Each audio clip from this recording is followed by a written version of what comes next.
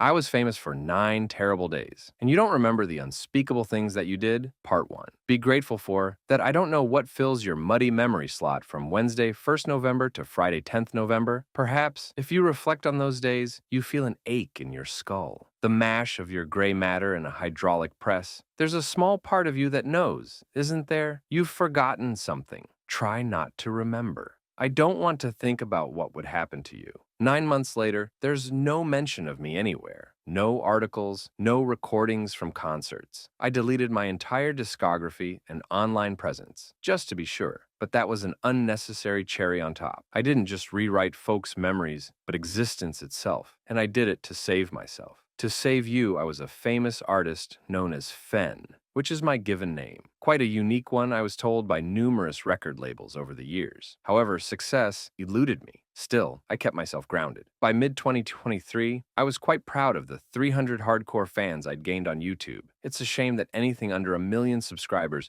equates to zero in the detached eyes of music executives. Wow, Mr. Lewis said, removing the bulky headphones. The guitar, the songwriting, your voice, mind-blowing. You have a rare ability to write captivating earworms, Fen. I'll be hearing that melody in my head for days. There was always that lingering, but it's just not viable right now. The producer finished, delivering the oh-so-familiar death blow. You're fantastic, Fen, but there are 1 million fantastic musicians in the world. We don't have the resources to sign them all. I stifled a groan. What do I need to do to stand out? I'm awful at marketing, but the few fans I have found all sing my praises. They say I deserve to be bigger, and I agree with them. Mr. Lewis nodded. But the world doesn't work that way, Fen. Talent is only part of the equation. Why was Billie Eilish more successful than Cindy Cool? Cindy Cool, I repeated. Exactly. The producer smugly replied, money marketing connections. Luck you need at least one of them. I stood, ego bruised and tongue still. I accepted the brutality of business, but I'd reached the end of the road. 29 years old with nothing to show for it. In such a youthful industry, I might as well have been 99 years old. I was past my sell-by date, but it had been a fun run. 10 years of chasing a pipe dream. I hadn't devoted my full time and attention to music, admittedly, because I was holding down a part-time job to pay the bills. Nevertheless, it hadn't happened, and it wasn't ever going to happen. Now, all of that is true in a natural timeline. Fen gives up, joins the adult world, but something very unnatural happened as I was exiting the record label's lobby. Did he crush you? A man asked. I stopped in front of the revolving doors. I should have kept moving, wallowing in the humiliation and daydreaming of my future. My plan to become an adult with a real job. I was going to ditch the part-time gig at the theater's concession stand, instead putting my degree to good use and becoming a business analyst. I was going to turn my body and soul to pulp, as every good grown-up should. I'd kept the party going as long as possible. That was more than most people could say. Besides, I was thrilled to some degree at the prospect of making my parents and the taxman proud. Don't write me off just yet, Mom and Dad. I work at hoity-toity Name and Smithson. Say ta-ra to the hippie garbs and electric guitar. I now study only the sacred capitalistic scripture. I'm a CBEP chap. I dabble in cutover tasks, implementations, burn down charts. You don't know what any of that means, but you don't care, do you? It sounds mighty important. It sounds mighty mature, and that's enough. On my gravestone, they'll write Fen Davies, 1995-2045. That boy knew how to analyze a thing or two. Died of a heart attack at 50, but my word, he was a simple fellow. Never kept us awake with worry at night. Never did anything of note. In fact, I hear you now. Mum, hallelujah. Fen is normal. That was a close one, but it's our own fault, of course. We never should have given him such an oddball name. You were right, darling. We should have called him Steve. I was lost in that self-deprecating stream of thought, but the stranger in the lobby distracted me from my inner spiral. It didn't take much, of course, to distract me from such a drab plan for my future. I'm usually too introverted to engage with strangers, but I made the terrible mistake of turning to face the man in the lobby. Pardon, I asked. The gentleman was small. He'd made himself small by hunching over in the squeaking armchair by the doors. He was a middle-aged fellow with a receding hairline and eyes to match. That is the best way to describe his brown, faded pupils, which were rolling towards the back of his head, still visible but lost to another world. The brown specks threatened to disappear beyond his upper eyelids. "You've just seen Mr. Lewis, I assume?" he inquired. I nodded. Yes, the man huffed tosspot. I lightly chortled at an insult I hadn't heard. Since Will Kenny stole Jim Brennan's bag of Skittles in year 2, the hunching fellow then straightened his back a little before waving a hand apologetically. "Not you?" He said him right. I smiled, eyeing the revolving doors in my peripheral vision. Listen, I've got to go now, so where? The man interrupted. To meet another dismissive producer or uninterested manager? I sighed, massaging my upper nose with a thumb and forefinger. Do you work here? He shook his head. No, the name's Heath Brandon. Mine's Fen, I answered. Be honest. You don't really have anywhere to be right now, do you, Fen? Heath asked, patting the seat of the armchair beside his. I frowned. I have a shift at the theater. When Heath queried in about an hour, I said, wondering why I was answering truthfully. Perfect. The man replied, patting the seat beside him again. I obliged, but I chose to face the lobby ahead rather than his unnerving eyes. As I settled into the armchair, I told myself that it wouldn't hurt to network a little. I told myself that Heath Brandon must have some link to the music industry. Given that he was sitting in this lobby, I needed to put myself out there after all. In truth, I didn't believe any of that. There was no good reason for sitting beside Heath Brandon. Every instinct begged me to get up and leave. Won't we get in trouble for loitering here? I asked, nodding at the receptionist. None of them noticed a thing. Heath said. I paused, searching for a good response, but I had none. The strange man was right. The receptionist hadn't even clocked me at the desk earlier. Not until I'd asked for assistance 2 or 3 times. Her disdain was immeasurable, likely due to the continuous influx of hopeful musicians who strolled through those ever-revolving doors. I was simply a forgettable face in the mix, and I didn't realize that was a privilege. Who are you, Heath? I asked. You don't work here, so why are you sitting in this lobby? Do I not look like a rock star to you, Fen? The man asked, smiling, in a way neither warm nor cold. It was a smile that didn't communicate anything at all. I weakly returned the expression. Sorry, are you waiting to see someone? Heath let out a chuckle, closer to a stuttering engine than a display of human emotion, Fen. He started, I'm always waiting to see someone like you. My heart lifted a little, and I wondered whether I'd been right. I thought for a moment that I'd been wise to ignore my gut feeling, because Heath had been a worthwhile network connection all along. It seemed that I'd made the right decision for once in my non-existent music career. What do you mean? I asked, nonchalantly. I've not heard any of your music, Heath replied, but I know it's good. I rolled my eyes. How do I have the look? The star factor? Not at all, the man said with unintentional severity. I smirked. Oh, thanks.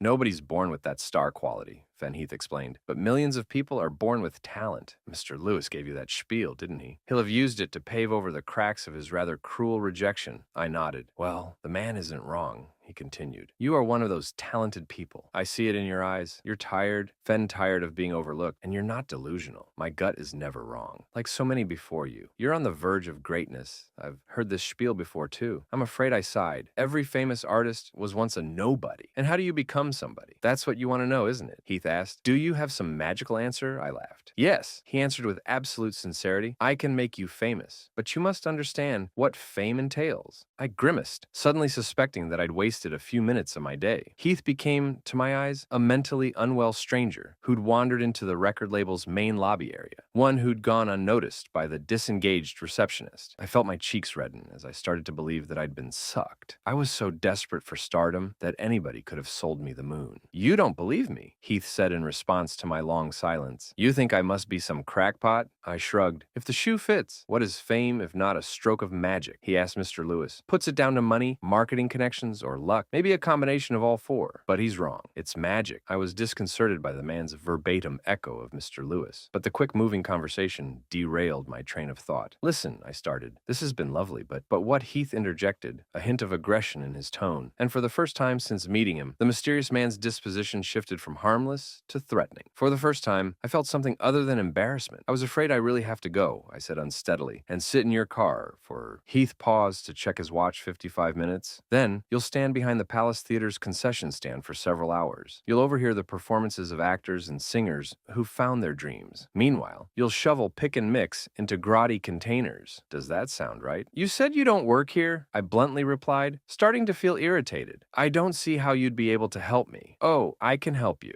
but I'm not going to show you what lies behind the curtain, Heath said, suddenly slipping a clipboard from the shadowy depths of his fuzzy jacket. If you want success, sign here. I took the clipboard from the man, then read the oddly brief and oddly worded document clipped to it. I, as the artist, hereby sign myself to Red and Tinny Records, which shall hereinafter be referenced as RTR. I hereby agree that this contract affords RTR the right to 50% of all profits, monetary and otherwise, from the artist's career. I accept that RTR will promote the artist to attain ever-growing success, and I accept the result of that success. By signing below, I agree to the terms and conditions of this document. Artist name, date. Don't sign just yet. Heath said I wasn't planning on doing so, I whispered, heart pumping at the fact that a record label merely wanted me. Why didn't you just tell me that you work for a rival company? I'm surprised Mr. Lewis hasn't cottoned onto your game and kicked you out of here. He doesn't notice, the man said, repeating his earlier line with a little more ice. Let's talk about the legality of the contract. Let's talk about fame and its dangers. I know, I said. It corrupts the mind, inflates the ego, no. Heath shook his head. That isn't what I want to discuss. You will stay grounded, Fen. You're a good man. You don't even know me, I pointed out. But thank you, and you do not know me, he coldly replied. But I know this industry. There's always a price. You should consider that before signing. When it comes to the perils of fame, think less about yourself and more about those who follow you. I smiled more broadly. That's the appeal. Right now, I only have a handful of followers, and their comments warm my heart. Reaching a wider audience and amplifying that influx of positivity, I'm excited about that prospect. Heath nodded. Music is a powerful thing, as is a book, as is a film, as is any work of art that might bring a person fame and fortune. But I started sensing the lingering word with which I had become well accustomed.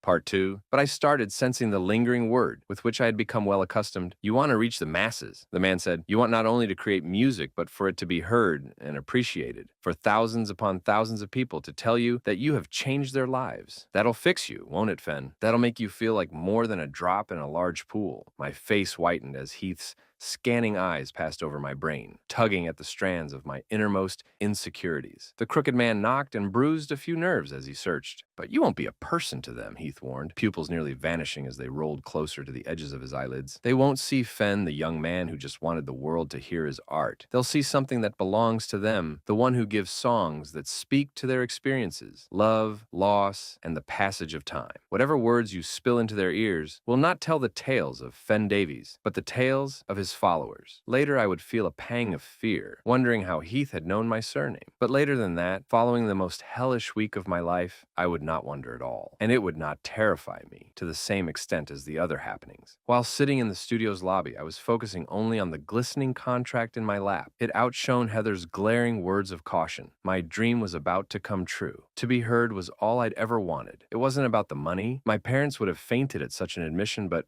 I was fine with the theater's generous offering of minimum wage. It was always about fame. I wanted to be on stage. I wanted thousands of people to sing my songs, and I wanted to sign that contract without even consulting a lawyer, but I managed to restrain myself. May I have a digital version of this? I asked. I want to send it to my friend. He doesn't work in the music industry, but he's a legal expert, I think. This is time-sensitive, Fen, Heath interjected, the veins at the bottom of his eyeballs starting to peek at me. He's clearly been bumping something, I thought, but I don't give a shit. If a manager needs to be as high as a kite to even consider signing me, then let the blow flow. You're really going to rush me? I asked. The man paused, clearly searching for a lie. I'm old-fashioned, Fen. I've never been one for technology, and the industry is fast-moving. You know, this technology is a big part of the modern music industry. I pointed out the old ways still work. Heath grumbled. I sighed. Let me give my friend a call. At least, this is a very brief contract. I'll read it to him. Heath was about to say something, but he reconsidered fine. With trembling fingers, I hurriedly dialed Paul, my former bandmate and dear friend. I was thankful that he picked up. I don't know what I would have done otherwise. That's a lie, of course. I would have signed the contract without any legal consultation at all. Hey, Fanny Paul answered. What's up? I'm about to head into a meeting. You're having one right now, I chuckled. Let me read you a contract. It'll only take a minute, I beg your pardon. My friend asked a contract for what I read the document aloud, hoping that it would serve as both an explanation and a pleasant surprise for one of my closest friends. His reaction was the one I'd expected. Jesus. Fen. He paused. You jammy dodger. Well done. At least one of us sees the dream, eh? I laughed. It's crazy, isn't it? What do you think? He sighed. I mean, I'm happy that you finally caught the eye of a label, but look, this is a strange one. It's an incredibly short contract. There are so many things this company hasn't stipulated. Have you even researched Red and Tinny Records? No, I replied. It's sort of a time-sensitive thing. That's a red flag in itself, Fen Paul warned. I just want to know whether or not the contract ticks all of the boxes, I said. Does anything sound fishy? I'd prefer to see it written down. Paul said I accept the result of that success. This is the sentence which sticks out like a sore thumb. From a legal standpoint, I asked. No, Paul admitted. But time is ticking, Mr. Davies. Heath warned. Is that him? Paul Paul asked, "Is this guy sitting there and waiting for you to make a decision? You're being pressured, Fen. I don't like any of it. Is it a sound contract, Paul?" I asked again. My friend mumbled something incoherently, but he eventually released a sigh. "It's legally dubious, but not necessarily illegal," he said. "However, you should be alarmed by the very fact that I remember every word of the contract. It shouldn't be that short." I finished, "I know, but I have to sign it, Paul." "You know I do." Paul moaned uncomfortably. "I'm not saying any of this as a lawyer, Fen. I'm saying it as your friend.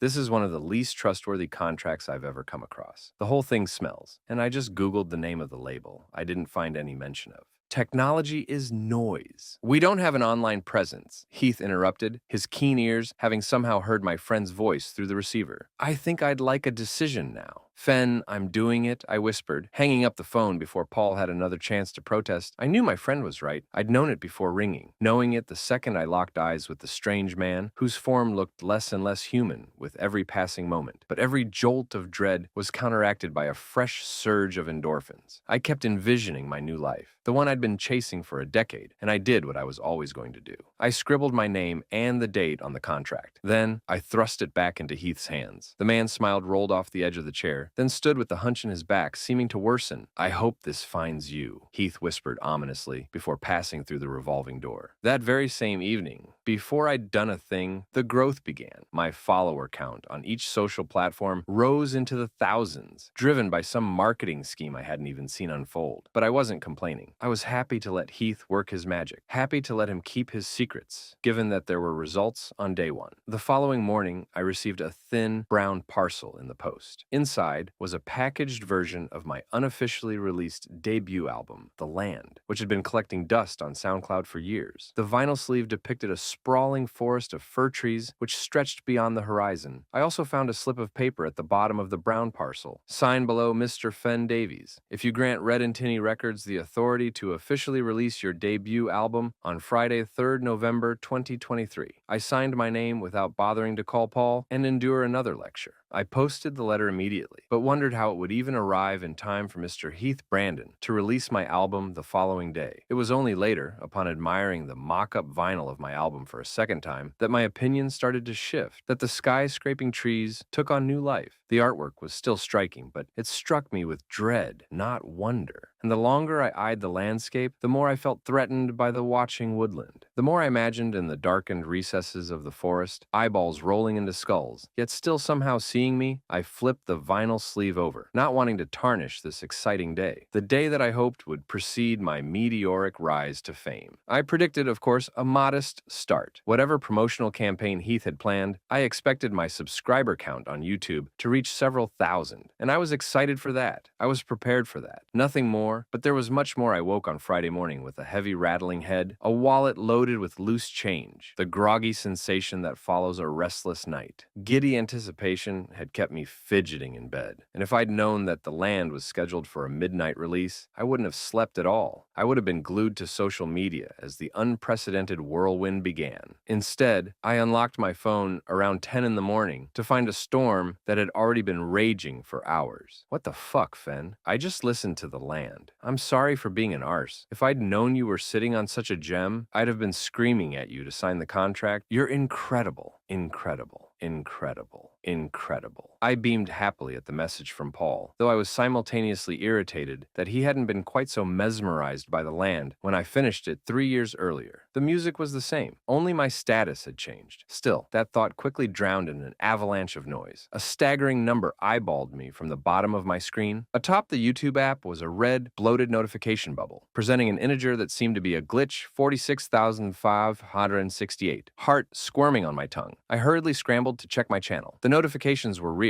I had 3,170 subscribers on Thursday evening. By 10:20 a.m. on Friday morning, I had 259,679 subscribers. My videos had views in the hundreds of thousands, and the Spotify streaming figures were just as mind-melting. I received mentions on social media from everyone I knew and nearly everyone I didn't know. Mr. Lewis called me apologetically, begging for me to sign with his label. I declined. I didn't need him. My social media accounts had skyrocketed in traction, even the ones I'd abandoned years earlier, and this was only the beginning. Friday, 3rd November 2023. By the evening of the following Friday, nobody would know my name. I begged for them to forget Heath, and I only corresponded by post, and there was a frequent stream of letters, back and forth. I sent each response to the following address: RTR Building 11th Street, Lancashire PR11 PR11. It is a non-existent place, as you'll see if you Google the address, but my letters were clearly being delivered because I was receiving responses from Heath. On Monday morning, I caught the Royal Mail driver at the post box. I asked him how he'd managed to deliver my letters to a location that did not exist, but the postal worker simply offered a frown. The puzzled man told me that he didn't recall seeing any letters addressed to such a place. The postcode, he said, obviously did not exist. There returned that scraping churn in my gut, much like the one I'd felt when Heath Brandon's pupils spun towards the abyss behind his eyelids. Yet again, however, dopamine drowned my fear. I was thrilled about the idea of my first real gig on Tuesday, 7th of November, the O2 Ritz in Manchester, an old, well-known venue, but a small one. A good starting spring towards the rather more intimidating concerts. That was why I was so unprepared for the crowd outside the venue. Fans blocked the road as my chauffeur attempted to safely ferry me towards the side entrance. And the vast majority of these people, I quickly realized, weren't even in the queue. These were folk who hadn't managed to gain tickets to a sold-out show. The folk behind my sudden rise to success. Something baffling dawned on me. The Ritz can house nearly 2,000 people, but I'd already outgrown it. I was scheduled to perform at Wembley Stadium that Friday. Heath had promised great things, but this was beyond all I knew to be possible. It was an unprecedented rate of growth, and this scene made that apparent to me. Whitworth Street West was buried beneath an army. Whatever their goal, that was how the fans appeared to me. Militant, motivated. I'd spent the weekend enjoying fame from a distance, and that car ride was my first graze with the outer world as a famous man. 3 million subscribers on YouTube after only 6 days of fame. Seeing those numbers on a screen had been intoxicating, but I hadn't mentally braced myself to see even a fraction of that number in the flesh. Not digits on my phone, but real people. A hungering, mindless mob surrounding my car and banging eagerly on its metalwork. They were obstructing any potential route from my vehicle to the Ritz. The gathering was disrupting the flow of traffic, though no authorities seemed to care. Even the staff members in luminous jackets, who should have been dispersing the disruptors or calling the police, were clamoring to peek inside my car, cupping hands against the tinted panes and scanning me with eyes that offered no insight into their cold thoughts. They were worryingly fixated upon me, the man who had been a nobody to them only a handful of days earlier. Are we going to be able to reach the entrance? I asked Ian, the chauffeur. When I turned to face him, however, I was horrified to find that the man was already staring at me, mouth grinning, eyes on the verge of watering. Throughout the drive,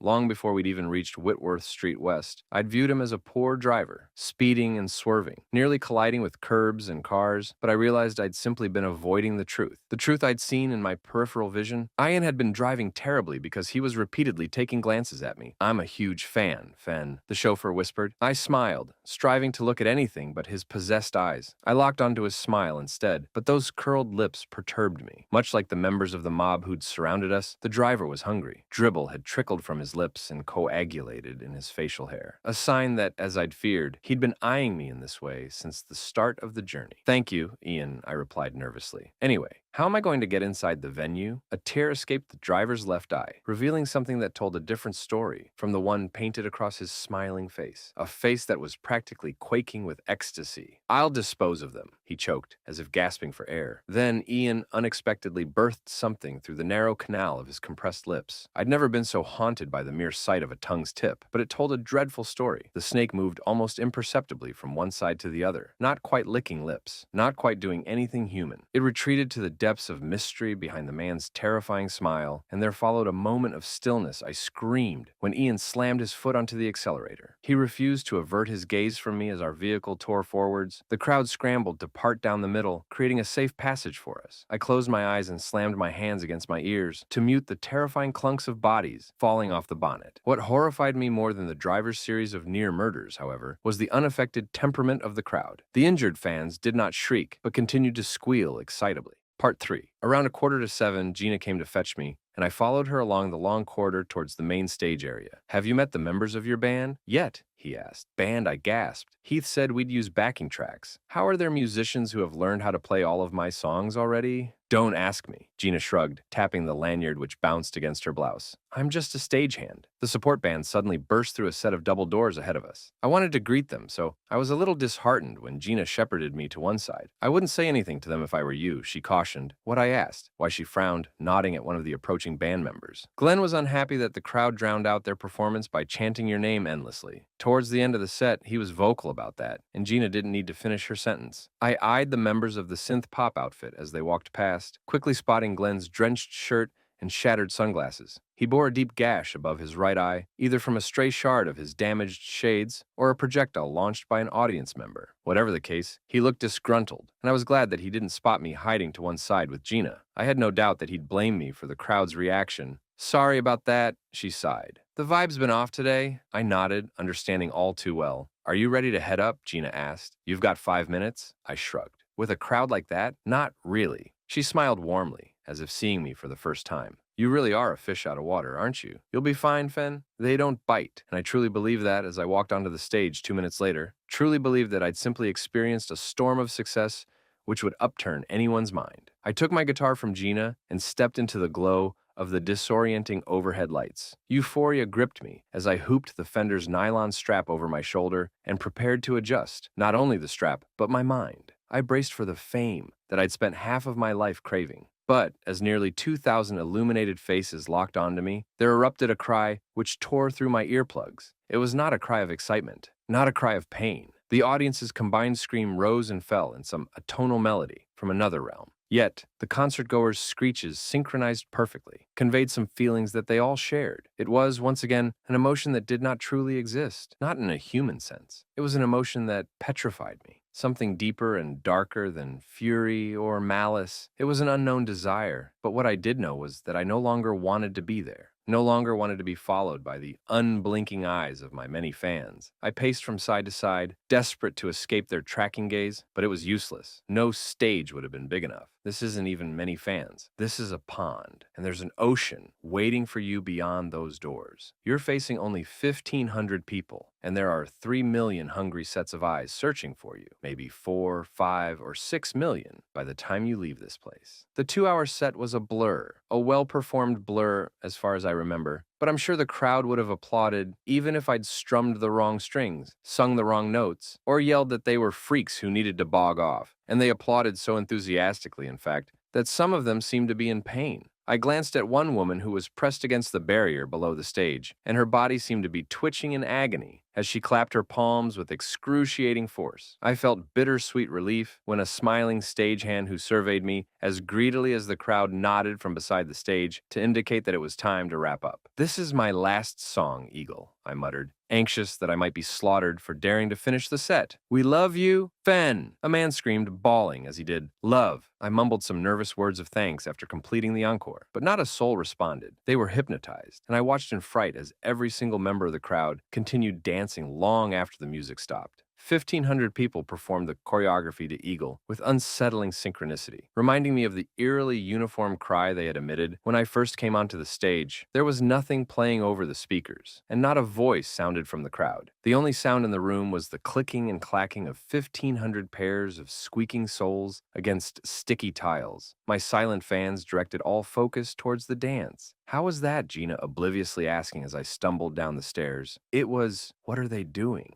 I asked weakly. The woman peered around the corner to take a look at the silently shuffling crowd. The audience was not shuffling home, however. They were shuffling in harmonious circles, as if they'd spent hours learning not only the choreography, but learning how to perform it together. They were one awful glob of smiles that meant harm. These fans had ill wishes, whether they were aware of that or not. TikTok? Brain rot, the stagehand suggested, shrugging. Your chauffeur's waiting for you in the dressing room, by the way. Ian, is that right? He's, a character. I don't want to go with him. I found myself pleading. I don't want to be near anyone right now. Gina frowned. Shall I get you a glass of water? A chair, maybe I want to get out of here, I interrupted, starting to hyperventilate. That's all I want. I want to get out of here without bumping into anyone else. And that includes my batshit crazy chauffeur. Will you help me? You're the only person in here who isn't fucking nuts. I didn't know whether the stagehand had fully understood. Didn't know whether she'd seen what I'd seen. The insidious intent behind each smile. Not only in the crowd, but backstage. On the faces of her co-workers, on the face of my driver who lurked in my dressing room, waiting with a mouth that I was sure no longer hung partly open but fully wide, waiting to devour me, waiting to do something worse. Something beyond my comprehension. I'm about to head home, the woman said uncertainly. Do you want a lift? Where do you live? My heart pounded as I pulled Gina to one side, hoping to dodge the stares of the other stagehands. Their faces followed me as they passed by. They offered slobbering grins and tongues that poked loose West Didsbury, I whispered, not wanting another soul to hear.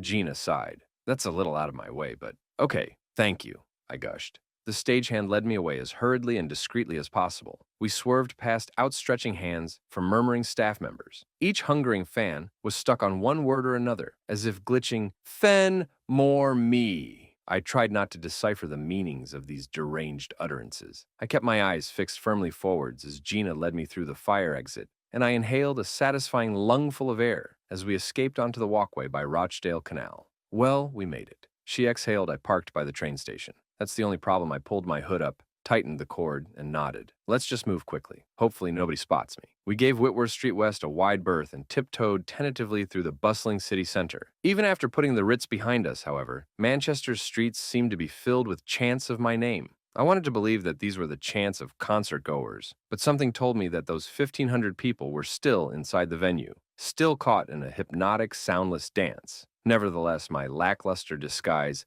seemed to be sufficient as we made it to Gina's compact Kia without detection. She let out another heavy sigh once we were safely inside the car. That was intense. Do you want to ring your manager? I whispered, trembling. You really need security or something? Gina insisted as she pulled out of the car park. You're blowing up, and I've never seen an artist with your profile be left so vulnerable, so exposed to the crowd. Have you ever seen a crowd like that before? I asked. I'm not pretending to be on the same level as international superstars, but I've personally never seen anything like that. Am I going crazy? Am I just seeing things? The woman didn't respond. She turned up the volume of the radio, having clearly heard something that I missed. I tuned into what the presenter for BBC Radio Manchester was saying. Been a big week for the fella, the female presenter said. It seems like everybody's got fen fever, phenomania, whatever you want to call it. And look, I love the excitement. I've not seen this in the music industry for a long time, but this is just scary. It isn't right to harass a person, famous or not, to break into a home. It's madness. I'm just glad that he was performing tonight. If he'd been at home, this could have been 1,000 times worse. This could have. What the fuck did she just say? I blurted out, getting hurt. The presenter continued, and some reports have claimed that several police officers joined the disruptors. So far, nobody from Greater Manchester Police has been willing to comment. Gina,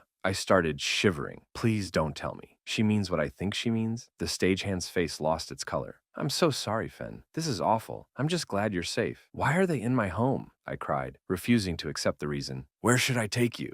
Gina asked. I don't fucking know, I screamed before taking a deep breath. I'm sorry, I'm not mad at you. I just don't understand what's happening. That was a lie. Of course, I knew full well what was happening. Why was it happening? I'd known it when I penned my name to Heath's contract. I knew that there was something wrong with my manager. Just as I'd known that, no matter how much I listened to Paul's voice of reason, I was always going to sign that document. And when I thought of the manic messages I'd been receiving from Paul himself, along with other friends and family members, I realized that I had no good answer for Gina's question. I didn't know where to go, didn't know where it was safe. I prayed that there were others like the stagehand and the radio presenter. There had to be. People outside the bubble of insanity. People who recognized that I was only a man, not some higher being. People who recognized, most terrifyingly, that my fans were no longer people, and the number of infected followers was only growing, as was my dread of what Fenmania truly entailed. I didn't want to know what these people really wanted from me. I don't have anybody, I admitted, as we slowly trundled along. Manchester's congested streets. I don't think I'll be going home tonight. You need to call the police. Gina gulped.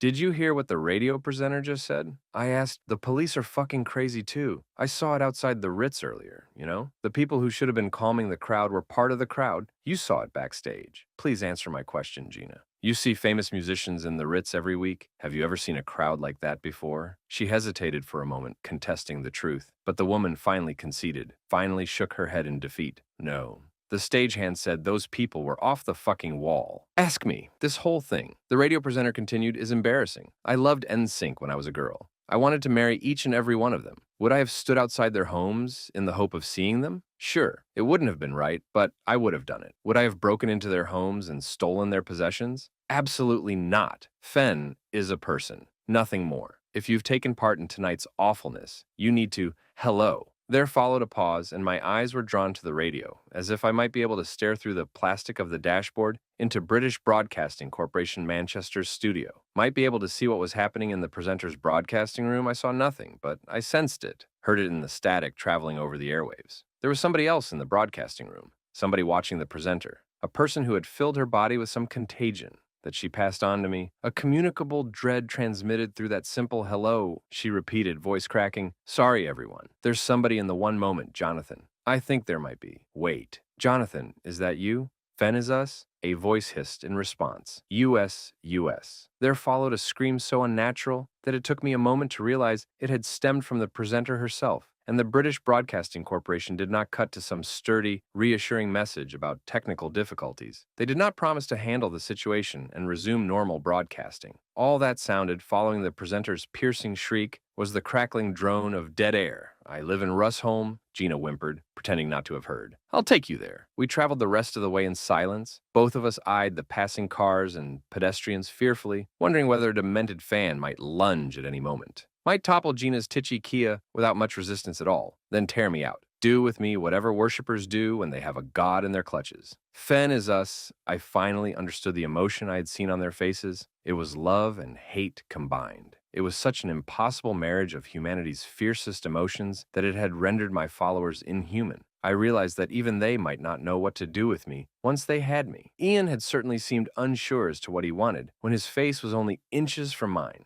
I didn't want to give any of my haunting followers the chance to make a decision. When we arrived in Gina's quiet cul-de-sac, I was relieved to find her street empty. I thought back to that very same morning. I'd been bubbling with excitement at the prospect of being swarmed by bright-eyed fans. But when I'd been faced with the reality of that, I had wanted nothing more than to fade back into obsolescence. After she led us into her home, my savior silently wandered up to bed. I slumped onto the sofa, still not quite accepting what had happened. Gina was a beautiful woman, roughly my age, and I would have been ecstatic at the prospect of winding up in her home under any other circumstances. But I was thinking of the unnatural things I'd witnessed at the Ritz, thinking of what I'd heard on the radio. I didn't want to access the internet, didn't want to learn the truth, but trying to sleep would have been pointless, so I searched for answers, and it didn't take long to find them. I wasn't shocked by the 20 million YouTube subscribers, not even the billion views on Eagle, my biggest single. What shocked me was the plain truth that very few people cared about the radio presenter. Gina and I hadn't been hearing things, however. The Manchester Evening News had already reported on the situation. Police responded to concerned calls from the handful of sane listeners, but they found only the presenter's wedding ring. It swam in a shallow puddle of blood on her abandoned chair. Additionally, the injured musician from the support band had gone missing shortly after the show. His bandmates were unaware as to his whereabouts, but foul play was suspected. Some reports did comment on the injury he sustained during his set. In spite of the nastiness involving my fanbase, however, the media frenzy surrounding my name, from both official sources and the public, remained positive,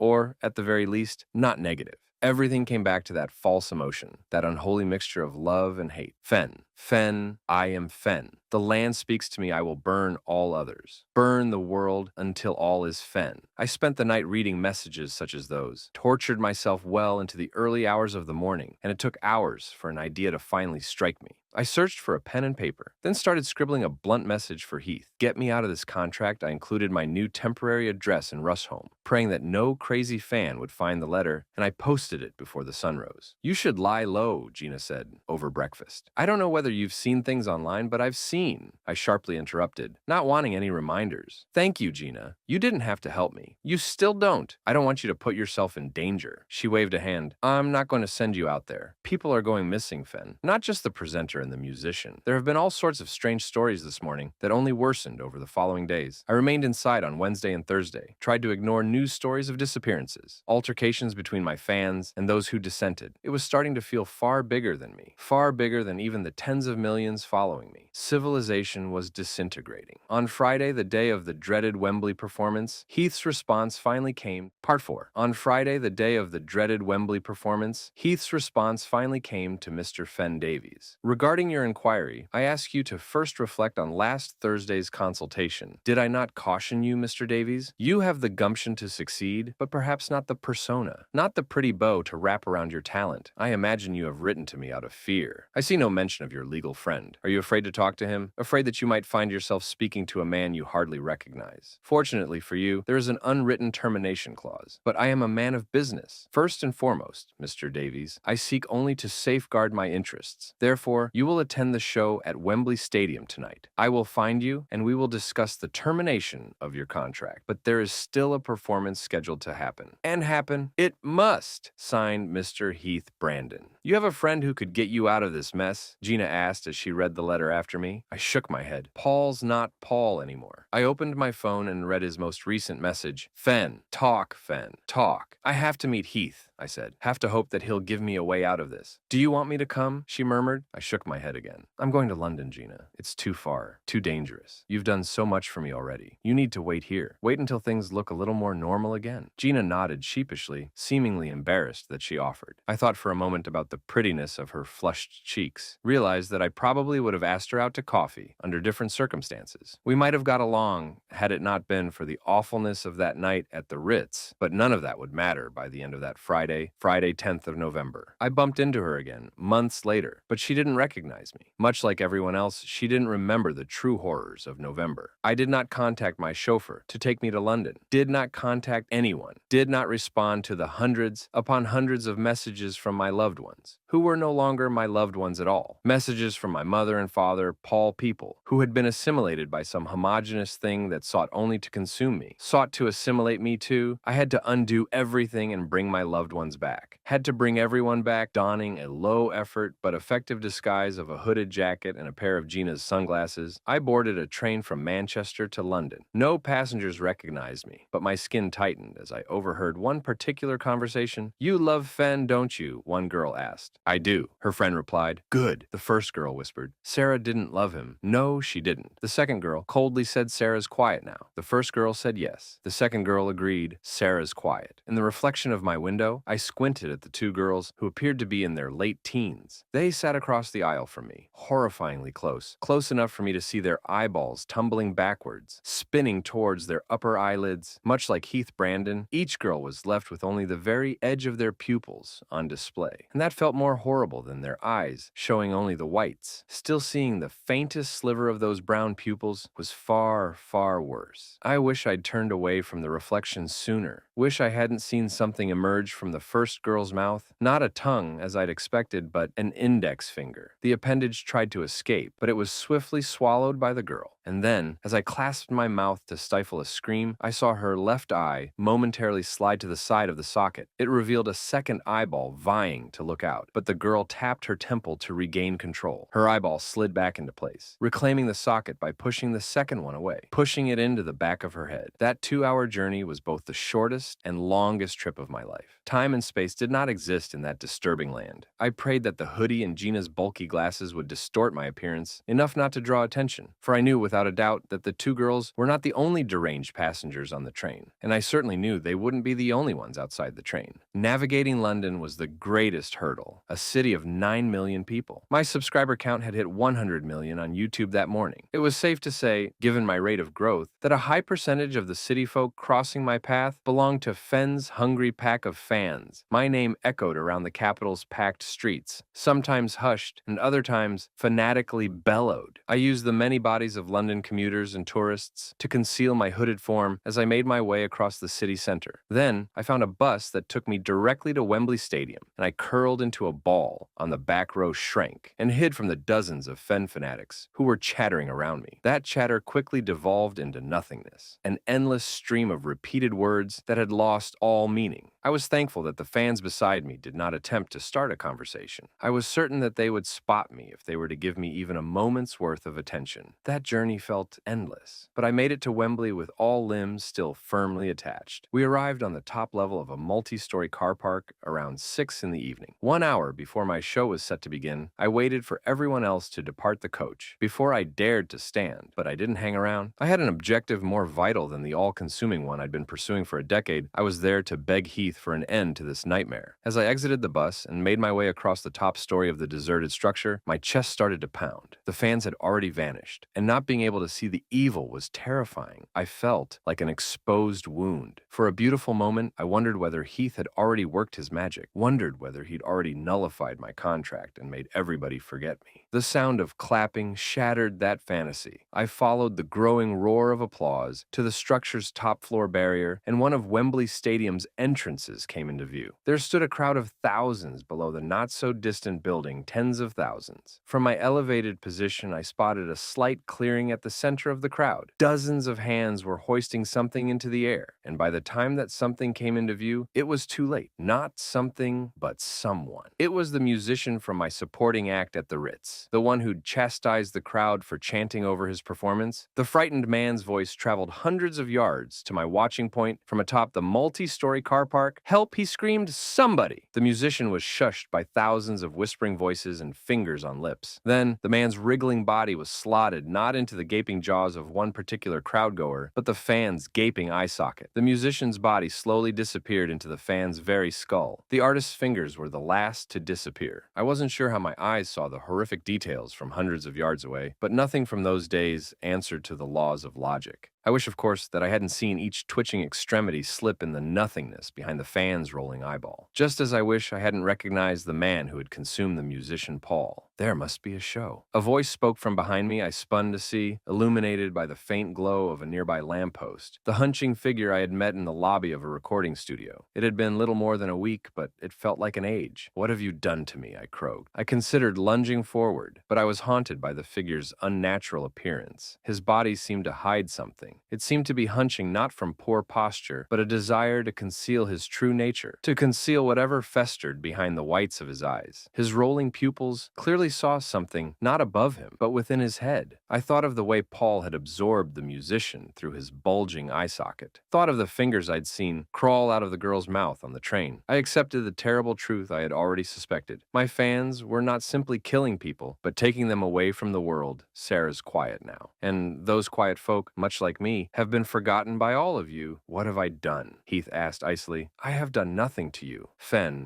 To them," I corrected. "What have you done to them?" "Only that to which you agreed." The man replied. His smile was worse than it had been in the lobby. Unlike the expressions of my many fans, Heath's grin did not simply convey some alien emotion that I struggled to place. It did not convey any emotion. "What are you?" I asked. "So many questions," he said, "but time is fleeting." "Fen, did you not want to discuss the termination of your contract?" "Is that possible?" I asked, struggling to believe that such a nightmare contract would come with an exit clause. "Yes," Heath nodded. "However, the show must continue. If I lose you, I must have another. I must have a performer to take your place." "Where am I supposed to find a performer?" I scoffed. The man handed over the clipboard, which held the contract that I signed 9 days earlier. Then he tapped a finger beside the line that contained my signature. "Cross out your name and find another to sign here." He explained. "That'll nullify the contract?" I asked. "These people will stop chasing me? They'll stop hurting others in my name. They will forget these 9 days entirely," Heath promised. I looked down at the contract, realizing that this was not an end to the horror. It was simply a fresh chapter. People were going to suffer under the banner of whichever big name would come after me, suffer a fate worse than death, suffer in prisons beyond the watchful, spinning eyes of the masses. They would be damned to spend a lifetime in oblivion for daring to question the will of the mob. "Heath," I began,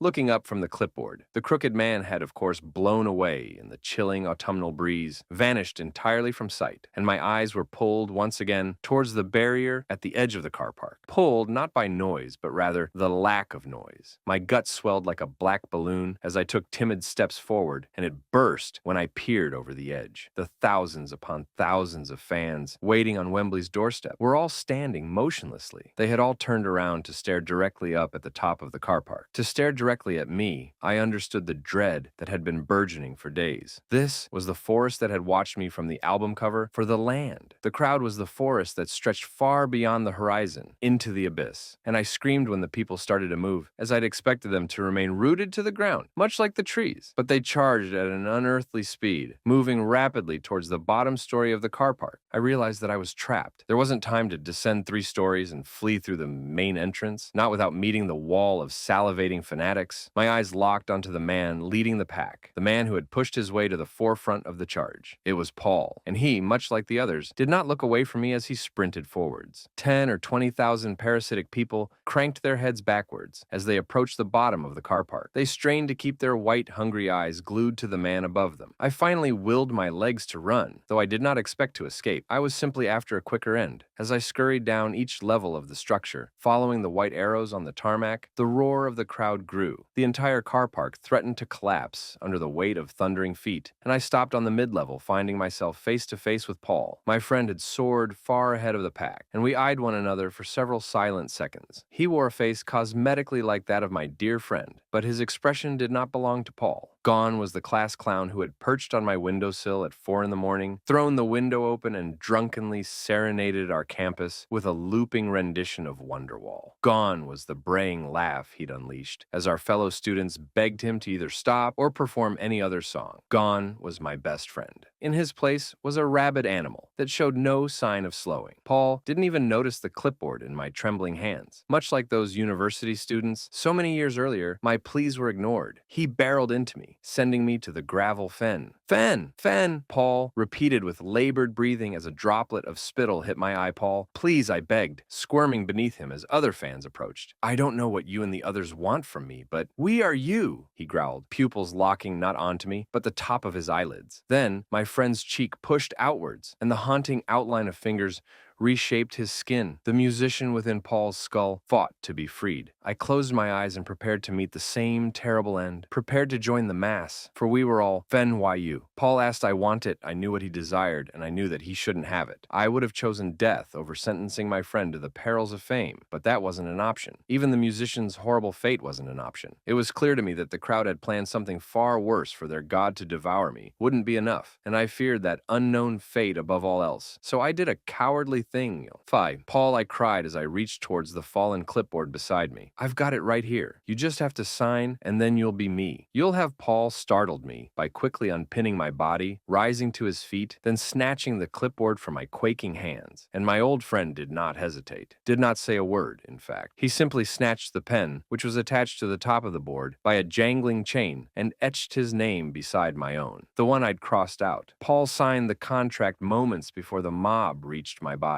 Moments before I would have discovered what they had planned for me. The runners at the forefront of the crowd stopped, halting those behind them, and they were human for a fraction of a second. My old fans looked around in confusion, not knowing how they'd arrived at such a place. But then they started to turn their rolling eyes towards my friend. Slowly, serenely, and soundlessly, Paul, one man whispered, "Paul, do you have a song for us?" Paul, give a girl painted, her calm demeanor on the verge of shifting back into one of struggling breathing. None of them saw me any longer. Their heads followed the new Messiah, who had risen like a phoenix from the ashes of my fetal form. I watched in fear as Paul's face changed too, as he became human again. It was a lasting transformation for him. His complexion turned pale, and his mouth opened to release not words, but a flesh-colored liquid, which spilled onto the ground. It contained strips of fabric and shards of eyewear. The remnants of the musician, my friend clearly did not recall consuming fen. He asked, noticing me, "Are you?" "What did I?" "You have to find someone else." "Paul," I begged. "Find someone else to sign it, or they'll..." Before I had a chance to finish,